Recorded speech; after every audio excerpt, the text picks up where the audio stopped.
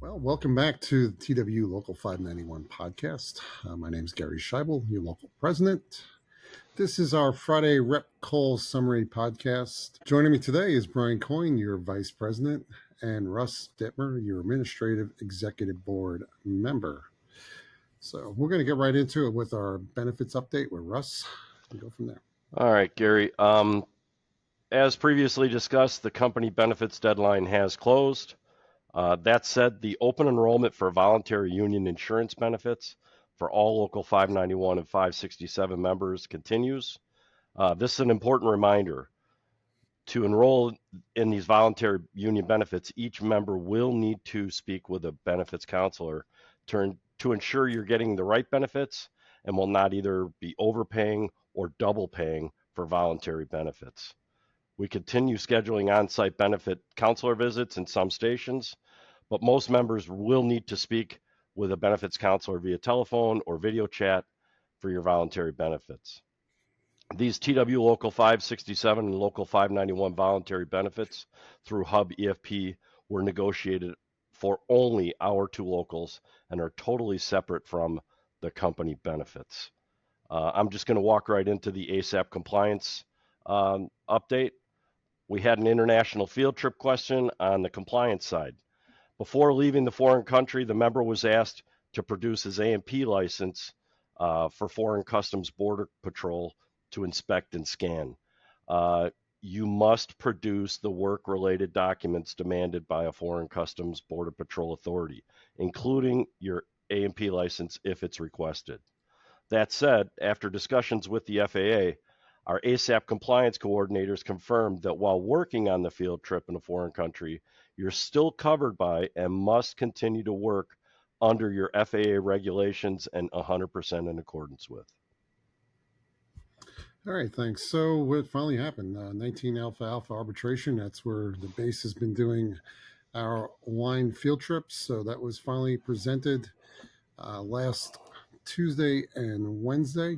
This is actually being recorded on Monday, the 24th of November. So this means all the prep and the presentation of facts to the arbitration panel, with the panel made up of neutral Dana Eischen.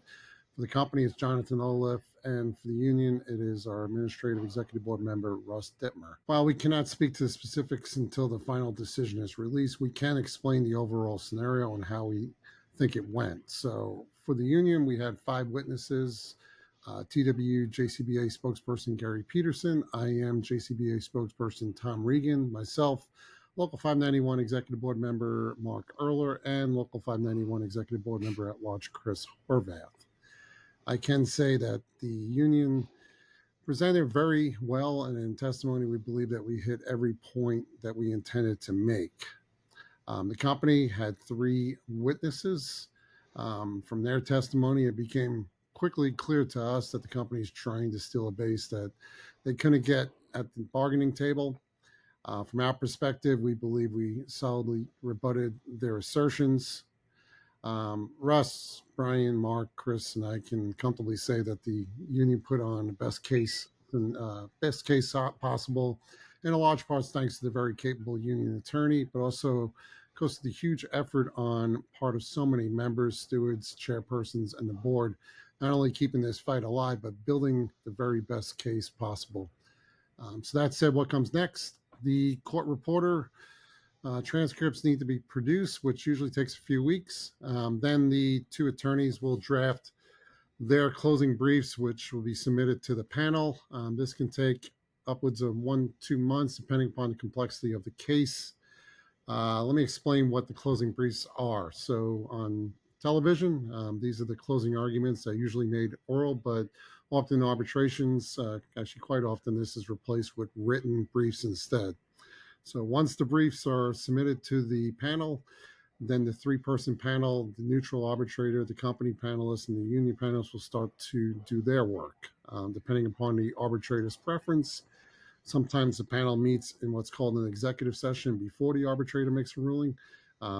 Other times, the arbitrator prefers to draft an initial opinion, and then the panel meets in executive session to discuss and debate the initial draft opinion. Often, depending upon the complexity of the case, this process can take between 1 to 3 months in total.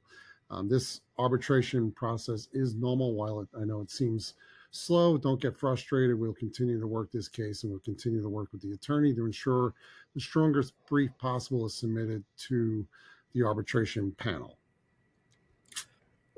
Speaking of not getting discouraged, just because the 19 Alpha case has been presented, keep the grievances coming on base doing line field trips.